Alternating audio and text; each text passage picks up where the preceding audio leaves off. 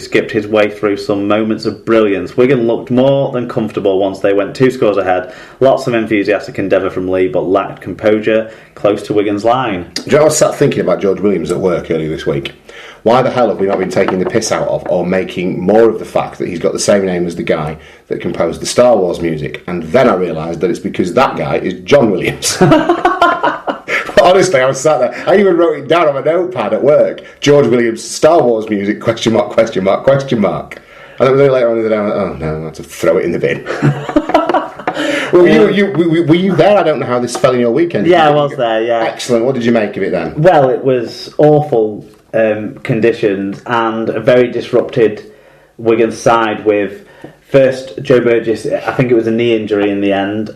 He is out for up to 6 weeks maybe. They're waiting for the scans to confirm that he might need surgery. It looked nasty, it really did. He was playing in the centres already though, with Gildart out, and then Lewis Tierney, who actually got injured, is setting up the first try for Anthony Gelling, but soldiered on manfully for the first half, but couldn't come back out the second half. Again, a knee injury for him. And Ryan Sutton went off during the game as well with a head knock after he got shifted out anyway into the second row. When we ended the game with Morgan Escray at fullback, who had another decent game. No mistakes from Morgan. That's crucial for what he's doing. Then on the wings we had young Liam Marshall, who did a decent job. And we had Anthony Gelling on the right wing. In the centres we had Willie Isa and Joel Tompkins. Now Joel Tompkins this year has been playing as a middle unit forward, not as a second rower even. Right. But that's how we ended up. And I think we ended up with Tony Clubb in one of the second row positions. No, Sean Lachlan in one of the second row positions. Wow. Yeah. It was a game for your workhorse type players to play well, and I think, Willie Isa, Tony Clubb, Ben Flower, Joel Tompkins all worked really hard and didn't make mistakes, and I think that was crucial because there were a lot of mistakes in this game. There was countless errors at the play of the ball. There was one spell where both teams fell over themselves at the play of the ball, about 3 first tackle plays in a row, and it was just moving across the pitch scrum to scrum, sort of rugby union-esque scenario. It wasn't pleasant rugby league, and the one thing that did shine out of that was George Williams. His solo try close to the line is what we've seen him do so many times, step back and jink inside because everyone's overplaying the kick to the outside. The 2 other tries, the first try for Gelling, he put a kick through that was very similar to what Gale had been doing on the night before, to be honest, and Wigan then benefited from a bit of a mess that Tierney got it back inside and Anthony Gelling went under the sticks, and then the Gelling second try was Williams just spotted him in acres of space and put a similar kick through to the one for Minikin, or the one that Brough did for McGilvery earlier in the season as well. But basically George Williams was like, well, look at the conditions I'm playing in, I'm still producing all this magic, So Gale performs to such a high standard. Williams matches that standard in horrible conditions, and it's looking bright for English halfbacks, isn't it? So far, yeah, absolutely. And for Lee, there was a lot of industry, but a lot of errors, and I think the forward pack were tough in defence on some of the big Wigan forwards, but not able to back that up, going the other way, carrying the ball, and the halfbacks couldn't cope with the conditions. To be perfectly honest, I don't think, and they didn't look like threatening at all. They had 2 breaks, but when I tell you who made the breaks, it tells you that they came to fuck all, because it was May Dawson. Oh wow! Who got put into space to make breaks, but he's not a winger. Not at this level. No, even well, let's not rub salt in the wound. What did the stats tell us? In bad conditions, the side served up the joint highest error count so far this year at that point, more of them falling at Lee's hands, 18-14. Lee also had worse discipline than their opponents. Again, it was 9-6 on the penalty count. Wigan effectively won every key stat we see, so 300 plus metres more than their opposition, 4-2 in clean breaks, 0.8 metres per carry better, 1% better team tackle success. Lee went under 1,000 metres, only had 1 individual over 100 metres and made nothing of the 2 breaks they did create. Okay, individually for Wigan then, who stood out? Anthony Gelling with 2 tries, 145 metres. George Williams with a try assist, 2 clean breaks.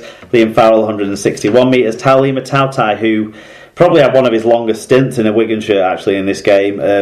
Certainly put his hand up to run a lot, didn't necessarily make a big impact, but managed to make 116 metres through all the hard effort he put in. And young Liam Marshall gets a mention, 110 metres for him. Congratulations, young winger. Yes, no errors from him. For Lee, Mitch Brown, 153 metres was their sort of main standout. The way he runs the ball back, I just don't see from any other fullback. He almost sets himself like a long jumper at the start of his run, right, and then just pelts it at the line, right. and really has no regard for his own body. It's remarkable to see it. Rugby League Warriors. Yeah, it's tough stuff. Fantastic. Okay, another team that are doing it tough at the minute are Warrington, whose winless start to the Super League season continued as they lost by 24 points to 14 away at Salford, Mark. The visitors had led at the end of a tight first half with tries from Deck Patton and Jack Hughes, cancelling out efforts from Junior Sal and George Griffin. Chris Brining's touchdown put the hosts in front before Warrington levelled the game through Jack Johnson's score, but Sal won it when he crossed for the second time from a grubber kick. Tony Smith's side are bottom of the table at the moment, with their only win so far this year coming against Brisbane in the World Club Series. Salford, who were narrowly beaten by Leeds last week, had failed to register a victory over Warrington in their previous 9 attempts. So a big win for the Red Devils, Mark. Yeah, and obviously I haven't seen any of this at all. Have you? We are in a little trouble then. No, I haven't. Well, I read the review, and the review sounds like Salford are doing something right this year, and we've seen it a couple of times mentioned by some of the Salford fans we speak to, and their game management seems to have stepped up, and they are doing things in a little bit more organised, less showboaty way, and it's working for them, and it works for them here. Michael Dobson apparently running the show. Now, Dobson and convicted spousal abuser Robert Louis are both going to be looking over the shoulders now that Todd Carney's back in full training. Yes. But looks good for these two to keep the starting roles the way they're controlling games for Salford. And Chris Brining's earning a lot of credit, isn't he, off the bench? He scored another try, scooting in from dummy half. He did that against Wigan too early in the season. Yep. He's obviously got quick of thought and looks like a really good player to bring in when Logan Tompkins, who's not the most dynamic of running assets but works really hard, but then the change of pace there is obviously doing a good job. Yeah, it's a bit of a switch up for them and it catches teams on the hop, doesn't it? Okay, well, we got some fan feedback on this one, Mark. We've got plenty. We did indeed, so let's see. Why didn't we go to that first? I'm not really sure. We're falling apart a bit now because we're now into the part. Did we say how many people were there? No, we didn't yet. For Bernard? No, we didn't. Sorry, Bernard. There were 5,492.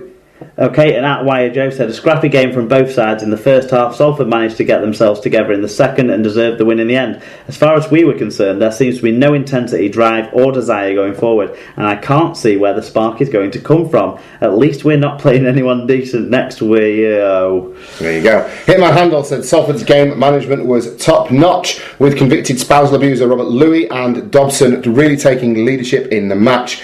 Warrington tried to drag Salford's defence around but was unable to at times to find the killer pass. Great game from Salford's forwards, with Tassie, Kokchak and Mossop putting in big shifts. Salford were just too strong for Warrington, who seemed to struggle getting into their stride. Lee Whitnell says, well, that was shit. When Hull started poorly last year, apparently they locked Lee Radford out of the changing rooms.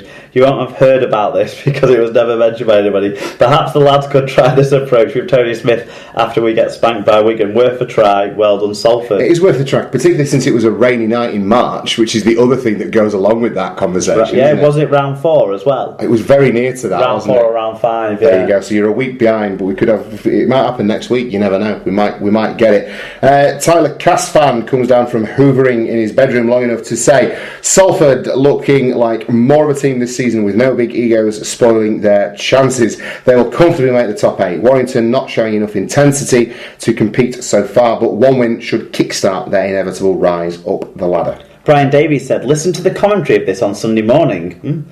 Wyatt never really got going in this one, which must be worrying for Tony Smith. Salford were too quick for Wyatt early on, and it's a great result for them. Really good to see some of last year's lower teams getting some points in the bag early on in the season. And Tom Eckley 99, he got in touch and simply said, is it too late to tell you I'm a Cass fan? Yeah. Everyone's a Cass fan. Everyone is. Everyone's a Cass fan right now, I feel. That's it, no problem. So, stats then, Mark.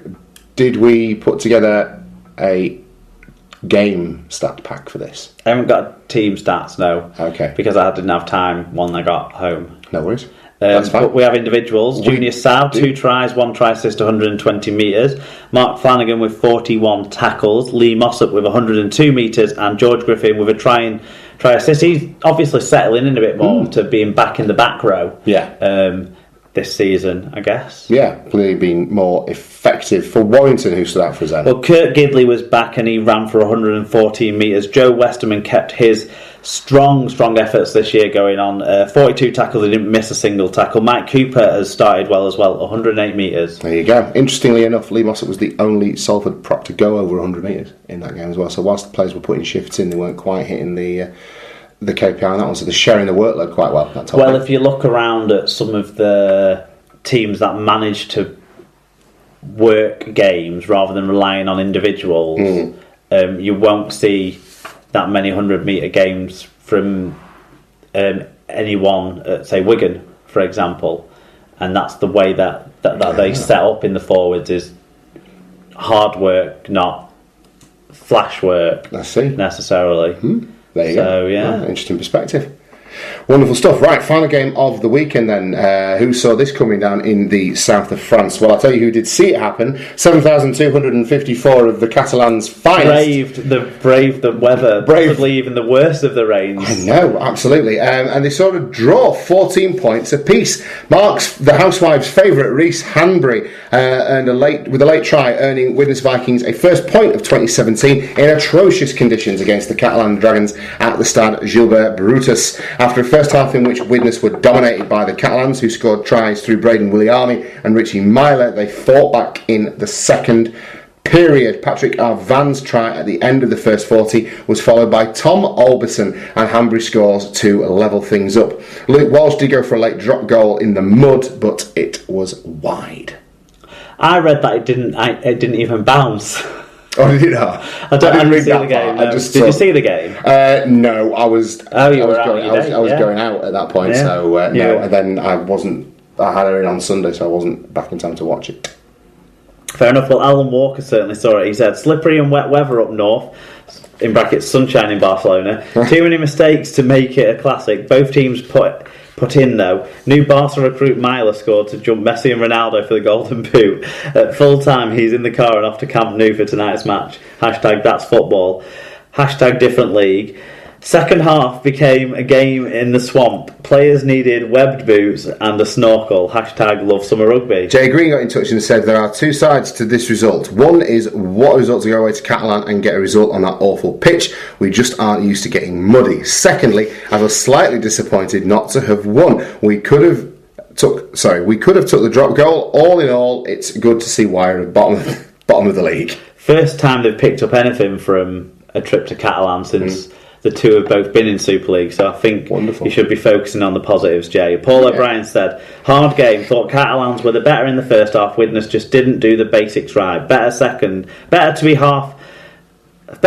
half, and great to come away from France with a point in tough conditions. There you go. Mark Butler said, had some fun trying to watch this while the kids annoyed the crap out of each other, but ultimately this was worth it. A positive point gained. It looked like it would be the usual capitulation. In France, a shame there's no win yet, but maybe this team aren't the dead man walking that they seemed. Tyler Casfan says, well done Widnes, showed lots of fight and determination, deserved a share of the points and reminded their opponents that a game is for 80 minutes, not 20. There you go. Come on, Widnes got in touch and did this over Twitter and sent us a screen grab and went to a lot of effort to get this to us. Well, you put this in? Pardon? You put this one in? This was the one that someone tweeted. Well, they've put it on the form as well. Oh, they put it on the form as well? Well, I haven't. I'm not scrolling through Twitter. I'm not scrolling through Twitter typing out a screen grab if that's what people think I'm doing. Right, listen. That's fine. I saw it on Twitter and made a note to make sure it was in, and saw that it was in, so I just thought you had. No. Right, okay. I'm not putting that much effort in, are you?